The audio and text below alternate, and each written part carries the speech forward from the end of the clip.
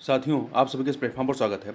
यहाँ पर हम लोग आगामी जो उत्तर प्रदेश पीसीएस की परीक्षा होगी, उसके लिए यहाँ पर हम लोग कुछ प्रैक्टिस सेट देख रहे हैं और इसी कड़ी में हम लोग जो है उत्तर प्रदेश लोक सेवा आयोग के द्वारा जो पूर्व में पीसीएस की परीक्षाएं कराई गई हैं, उन परीक्षाओं के प्रश्न पत्र को सॉल्व कर रहे हैं और इसी के तहत हम लोग यूपी पीसीएस की जो मुख्य परीक्षा 2013 की थी, उसमें उस समय जीएस के 2 पेपर हुआ करते थे मुख्य परीक्षा में। तो जो सेकंड पेपर रहा है जीएस का, उस सेकंड पेपर को यहाँ पे सॉल्व कर रहेंगे और ये जीएस के दृष्टिकोण से काफ़ी महत्वपूर्ण आपके आगामी पीसीएस की परीक्षा में साबित होगा, क्योंकि कई बार जो क्वेश्चन है वो रिपीट होते हैं। तो चलिए प्रारंभ करते हैं। राज्य व्यवस्था का पहला प्रश्न है कि बंदी बनाए गए व्यक्ति के मौलिक अधिकारों की रक्षा किस अनुच्छेद से प्रदत्त है? तो अनुच्छेद 22 में, संविधान के अनुच्छेद 22 में कुछ दशाओं में गिरफ्तारी और निरोध से संरक्षण प्रदान किया गया है। अगला है राष्ट्रपति का रिक्त स्थान भर लिया जाना चाहिए 6 माह में भर लिया जाना चाहिए। देखिए, संविधान के अनुच्छेद 62(1) के अनुसार राष्ट्रपति की पदावधि की समाप्ति से हुई रिक्त को भरने के लिए निर्वाचन पदावधि की समाप्ति से पहले ही पूर्ण कर लिया जाएगा। अनुच्छेद 62(2) के अनुसार यदि रिक्ति राष्ट्रपति की मृत्यु, पदत्याग या पद से हटाए जाने के कारण हुई है, तो उसके रिक्त को भरने के लिए निर्वाचन रिक्त होने की तारीख के पश्चात यथाशीघ्र और प्रत्येक दशा में 6 महीने बीतने से पहले किया जाएगा और रिक्त को भरने के लिए निर्वाचित व्यक्ति अनुच्छेद 56 के उपबंधों के रहते हुए अपने पद ग्रहण की तारीख से अगले 5 वर्ष की अवधि तक पद धारण करने का हकदार होगा। आगे बात करते हैं, निम्न में से कौन नागरिकता के अर्जन हेतु शर्तों को नियत करने के लिए सक्षम है? तो वो कौन है? संसद है। आगे चलते हैं। इसमें देखिए, भारतीय संविधान के अनुच्छेद 11 में यह स्पष्ट किया गया है कि संसद को नागरिकता के बारे में विधि बनाने की संपूर्ण शक्ति होगी। उपराष्ट्रपति को उसके पद से निम्न में से किसके प्रस्ताव के द्वारा हटाया जा सकता है? तो राज्य परिषद अर्थात राज्यसभा के।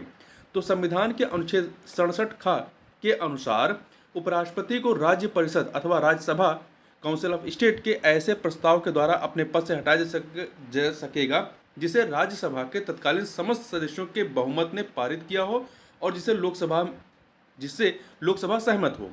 आगे बात करते हैं, यहाँ पे 2 सूचियाँ दी गई हैं, तो देखिए इन्हें मिलान करना है। मौलिक अधिकार जो है ये संविधान के भाग 3 में है, तो 2 से मिलाइए। और वही मौलिक कर्तव्य जो है वो भाग 4A, भारत संविधान के भाग 4A में है। और संघ जो है भारत के संविधान के भाग 5 में है। और आपात उपबंध का उल्लेख जो है संविधान के भाग 18 में किया गया है। तो 2143A ऑप्शन यहाँ पर सही हो जाएगा। आगे बढ़ते हैं। शब्द धर्मनिरपेक्ष भारत के संविधान की प्रस्तावना में किस संविधान संशोधन के द्वारा जोड़ा गया है? तो 42वें संविधान संशोधन के द्वारा। और इसके द्वारा 3 शब्द 1976 में जोड़े गए थे, वो है समाजवादी, दूसरा पंथ निरपेक्ष और तीसरा है अखंडता। अभी तक उद्देशिका में या प्रिम्बल में या प्रस्तावना में केवल एक बार संशोधन किया गया है। भारतीय संविधान का कौन सा भाग संविधान की आत्मा कहलाता है? तो संविधान की उद्देशिका अर्थात प्रिम्बल या प्रस्तावना। देखिए, KM मुंशी ने इसे राजनीतिक जनपत्री पॉलिटिकल होरोस्कोप कहा है, जबकि सुभाष कश्यप ने संविधान शरीर है तो प्रस्तावना उसकी आत्मा, प्रस्तावना आधारशिला है तो संविधान उस पर खड़ी अट्टालिका, ये ऐसा कहा है। आगे बात करते हैं, निम्नलिखित में से कौन एक नए राज्यों के निर्माण के लिए संवैधानिक उपबंध नहीं है? किसी राज्य का क्षेत्र बढ़ाकर, किसी राज्य का क्षेत्र घटाकर, किसी राज्य का नाम परिवर्तन कर, ये संवैधानिक उपबंध है। परंतु एक राज्य संघ राज्य क्षेत्र शामिल कर सकेगा, ऐसा नहीं। ये जो अधिकार है वो केंद्र को है, संघ को है, राज्यों को ऐसा अधिकार नहीं है। और यहाँ भारतीय संविधान के अनुच्छेद 3 में इन चीज़ों के बारे में नए राज्यों के निर्माण के संबंध में प्रावधान किया गया है। क्वेश्चन नंबर 9 देखते हैं, यह है किस संशोधन के द्वारा संपत्ति का अधिकार समाप्त किया गया? तो 44वें संविधान संशोधन अधिनियम 1978 के द्वारा। अब जो संपत्ति का अधिकार है ये केवल एक कानूनी अधिकार है, ना कि मूल अधिकार। निम्नलिखित में से कौन सा प्रथम महिला प्रधानमंत्री किसी देश की बनी? मतलब कौन सा प्रथम महिला प्रधानमंत्री किसी देश की बनी? तो वह है श्री माओ भंडारनायके। ये श्रीलंका की प्रधानमंत्री थी वर्ष 1960 में। तेलंगाना राज्य बन जाने के बाद भारत के राज्यों की संख्या कितनी हो गई? देखिए, जिस समय बना था तो उस समय 29 राज्य थे, परंतु वर्तमान दशा में देखेंगे तो 28 राज्य, क्योंकि जो जम्मू कश्मीर है उसका राज्य का स्टेटस खत्म करके उसे संघ शासित प्रदेश बना दिया गया है और उसको 2 संघ शासित प्रदेशों में बांटा गया है, लद्दाख और जम्मू कश्मीर में। तो वर्तमान में राज्यों की संख्या कितनी है? 28 है।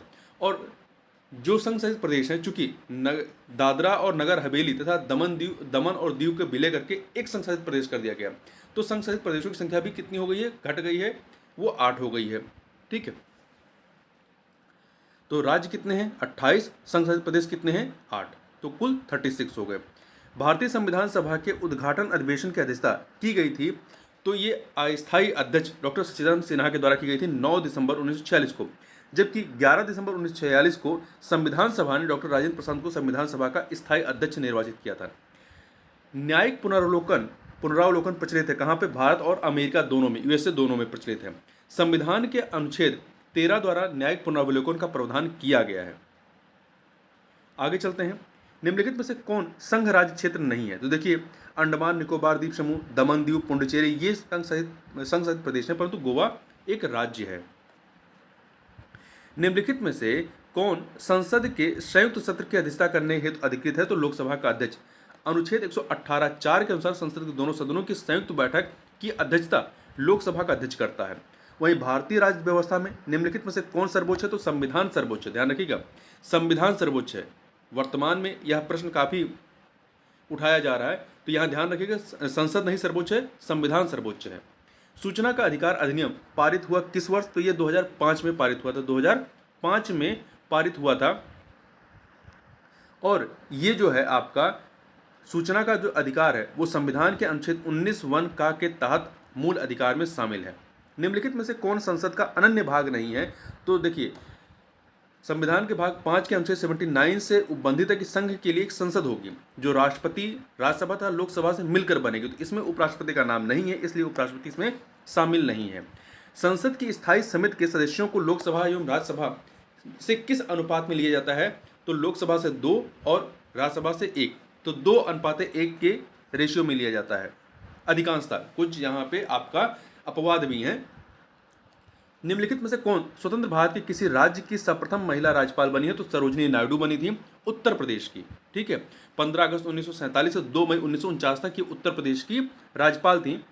भारतीय संविधान का कौन सा अनुच्छेद अस्पृश्यता का उन्मूलन करता है और किसी भी रूप में इसके आचरण का निषेध करता है, तो अनुच्छेद 17 है। आगे बढ़ते हैं, मंत्रिपरिषद के विरुद्ध अविश्वास प्रस्ताव लाने के लिए लोकसभा के सदस्यों की संख्या कितनी होनी चाहिए, तो 50 प्रस्तावक होने चाहिए, मतलब 50 सदस्यों का समर्थन होना आवश्यक है। C option. एक संघीय व्यवस्था और केंद्र में द्वैध शासन भारत में लागू किया गया था 1935 के अधिनियम के द्वारा। भारत का संविधान अंगीकृत एवं अधिनियमित हुआ 26 नवंबर 1949 को। आगे बात करते हैं, उच्च न्यायालय के सेवानिवृत्त जज की पेंशन कहाँ से दी जाती है। देखिए इनकी वेतन जो होता है वो राज्य के संचित निधि से दी जाती है, परंतु जो पेंशन होती है वो भारत की संचित निधि से दी जाती है, तो ए ऑप्शन। देखिए संविधान के अनुच्छेद 202(3) के अनुसार उच्च न्यायालय के न्यायाधीशों के वेतन एवं भत्ते राज्य की संचित निधि से दिए जाते हैं, किंतु अनुच्छेद 112(3) के तहत उन्हें पेंशन भारत सरकार की संचित निधि से दी जाती है। किस कानून के अंतर्गत यह विहित है कि भारत के उच्चतम न्यायालय की संपूर्ण कार्रवाई अंग्रेजी भाषा में होगी, भारतीय संविधान के अनुच्छेद 348 के द्वारा।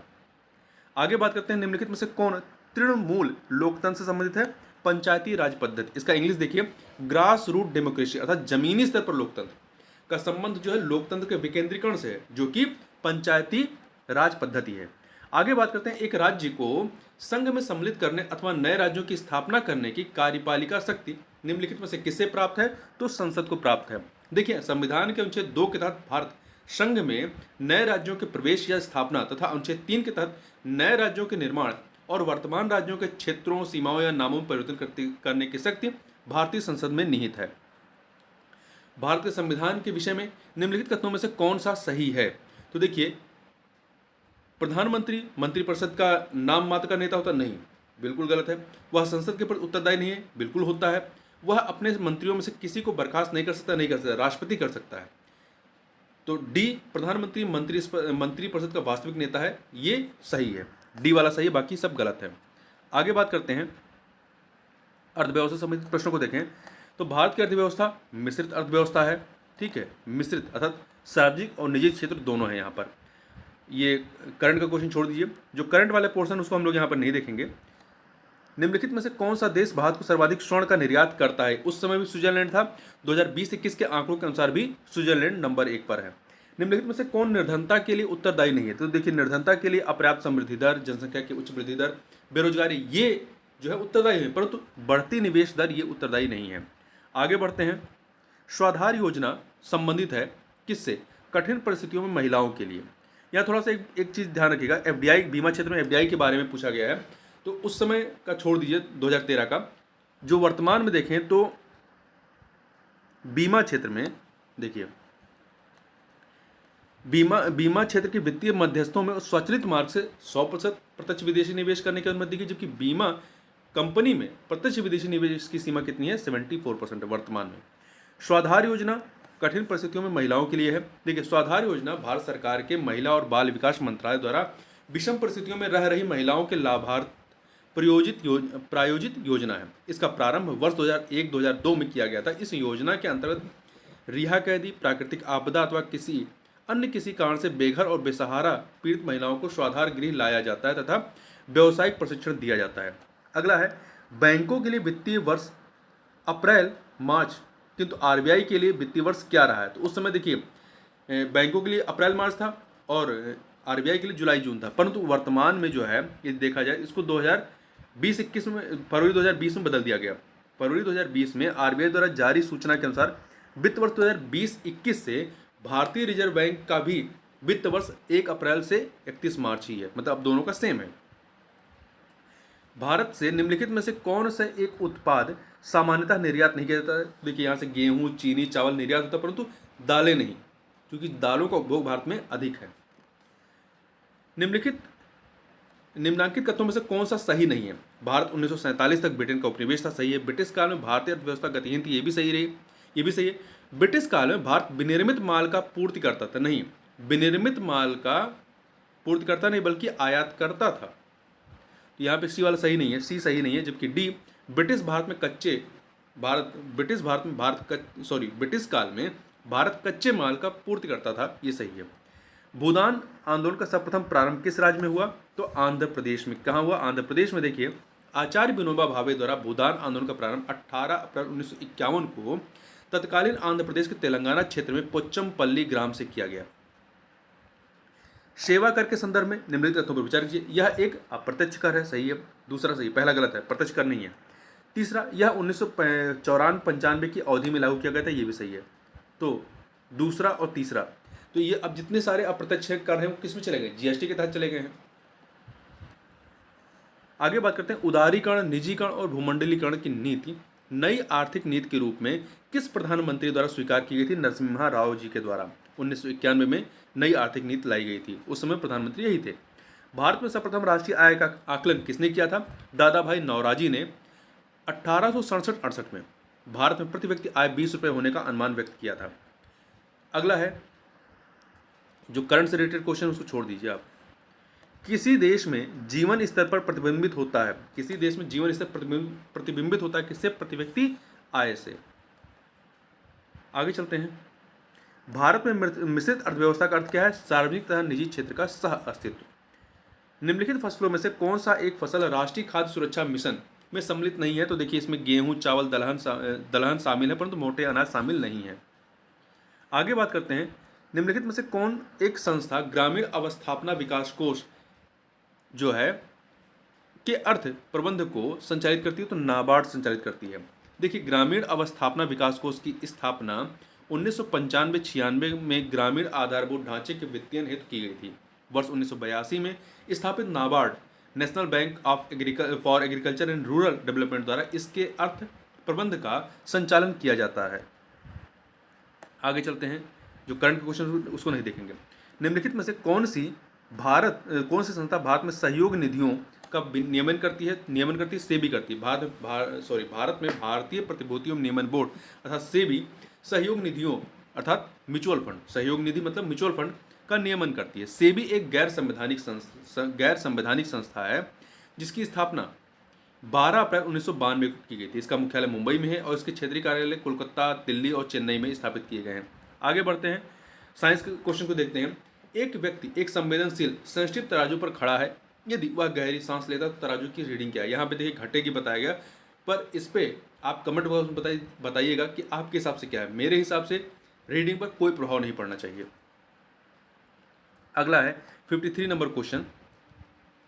एक मकान में दो बल्बों में से एक जो है दूसरे से अधिक रोशनी देता है, अर्थात ज़्यादा चमकदार है। तो इन दोनों में से किस बल्ब में उच्चतर अवरोधक है। देखिए, जिसमें उच्चतर अवरोधक होगा वो बल्ब जो है धीमा जलेगा। तो मंद रोशनी वाला बल्ब जो है इसमें उच्चतर अवरोधक होगा। या देखिए अधिक प्रतिरोध वाला बल्ब जो होता है वो कम विद्युत ऊर्जा का क्षय करेगा और कम प्रकाश देगा।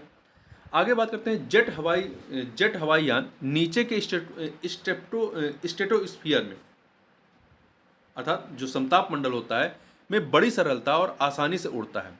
इसकी क्या निर्दिष्ट व्याख्या हो सकती है। पहला, नीचे के स्ट्रेटोस्फीयर में बादल और पानी की वाष्प नहीं होती है, सही है। दूसरा, नीचे के स्ट्रेटोस्फीयर में लंबी रूपी वर्टिकल हवाएं नहीं होती हैं, ये भी सही है। दो के दोनों यहाँ पे इसकी बात को व्याख्या कर रहे हैं। देखिए, जेट विमान समताप मंडल अर्थात स्ट्रेटोस्फीयर में निम्न तापमानों पर ईंधन का दहन कुशलतापूर्वक कर लेते हैं। साथ ही समताप मंडल में संवहनी तापन के फलस्वरूप उत्पन्न वायुमंडलीय विक्षोभ का अभाव होता है। यदि मौसम संबंधी अधिकांश घटनाएं जैसे बादलों का बनना इत्यादि क्षोभ मंडल में ही होती हैं, फिर भी कभी कभी समताप मंडल तथा मध्य मंडल में बादलों का बनना जैसी घटनाएं देखी गई हैं। समताप मंडल के निचले भाग में ऊर्ध्वाधर पवन नहीं होती है, अतः दोनों कथन यहाँ पर सही है। आगे बात करते हैं, ट्रैफिक सिग्नल में लाल प्रकाश प्रयुक्त होता है क्योंकि इसकी तरंग दैर्ध्य जो है लंबाई वो तरंग दैर्ध्य सर्वाधिक होती है। जिसकी तरंग दैर्ध्य अधिक होती है उसकी स्कैटरिंग पावर जो होती है या प्रकीर्णन वो कम होती है। चूंकि तरंग दैर्ध्य और प्रकीर्णन ये दोनों एक दूसरे के व्युत्क्रमण पाती हैं, तो चूंकि लाल रंग का तरंग दैर्ध्य सबसे अधिक होता है तो इसका प्रकीर्णन सबसे कम होगा। वहीं बैगनी रंग का तरंग दैर्ध्य सबसे कम होता है तो उसका प्रकीर्णन सबसे अधिक होगा। यही वजह है कि प्रकाश जो आकाश होता है नीला दिखाई पड़ता है। आगे बात करते हैं, किसी टीवी सेट को चलाने के लिए रिमोट नियंत्रण इकाई द्वारा निम्नलिखित में से किसका प्रयोग किया जाता है। तो देखिए, सामान्यतः तो अधिकतर जो है वो अवरक्त विकिरण का प्रयोग किया जाता है, किंतु कुछ में रेडियो तरंगों का इस्तेमाल होता है, तो इसलिए सी रेडियो तरंग। हीरे की बिक्री में भार की इकाई कैरेट होती है। एक कैरेट बराबर होता है 200 मिलीग्राम के, 200 मिलीग्राम के बराबर होता है। देखिए, एक कैरेट 0.2 ग्राम और 0.2 ग्राम मतलब 200 मिलीग्राम।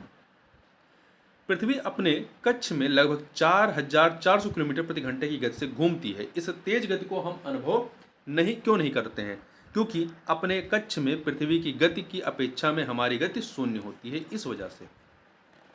अगला है, निम्न कथन पर तथा उससे निकाले गए निष्कर्ष पर विचार कीजिए तथा बताइए कौन सा निष्कर्ष सही है। कथन है कि भरी हुई गाड़ी को चलाने में उसे चलायमान रखने के लिए आवश्यक ताकत से अपेक्षाकृत अधिक ताकत से धक्का देना पड़ता है।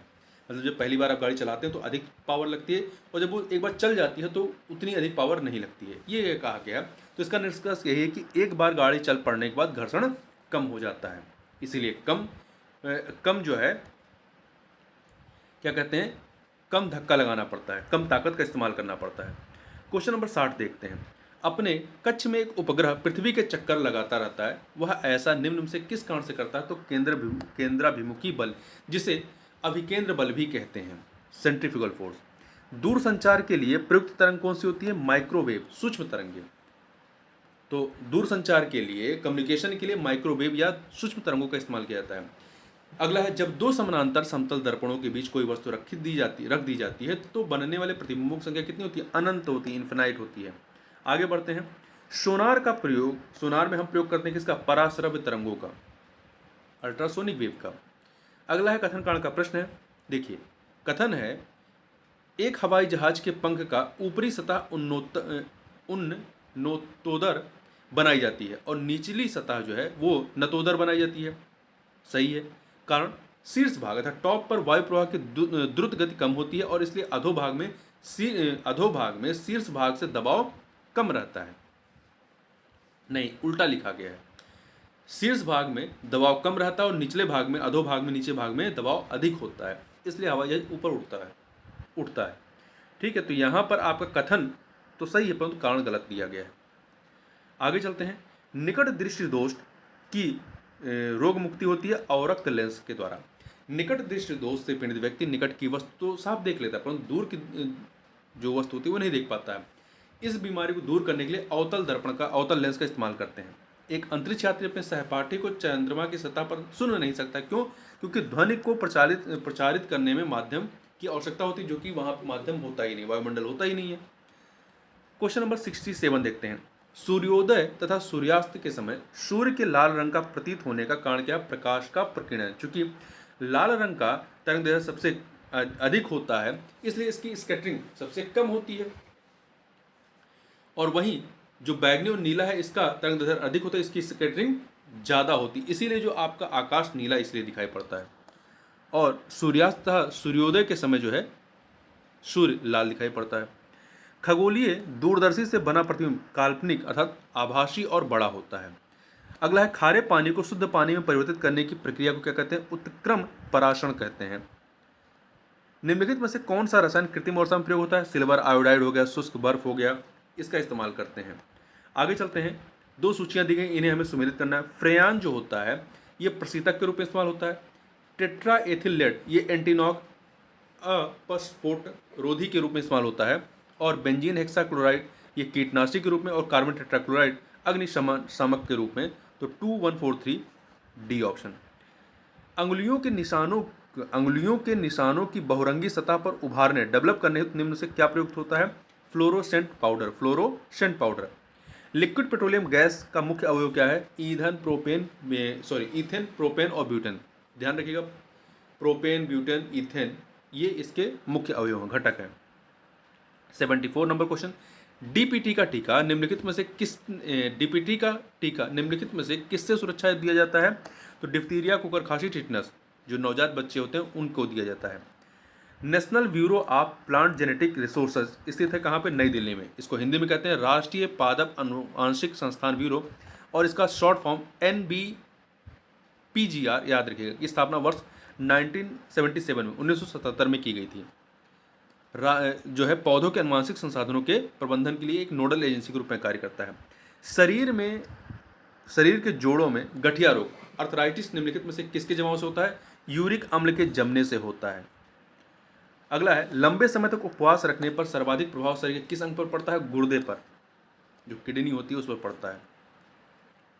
वनस्पति तेल से वनस्पति घी बनाने में प्रयुक्त गैस कौन सी है? हाइड्रोजन।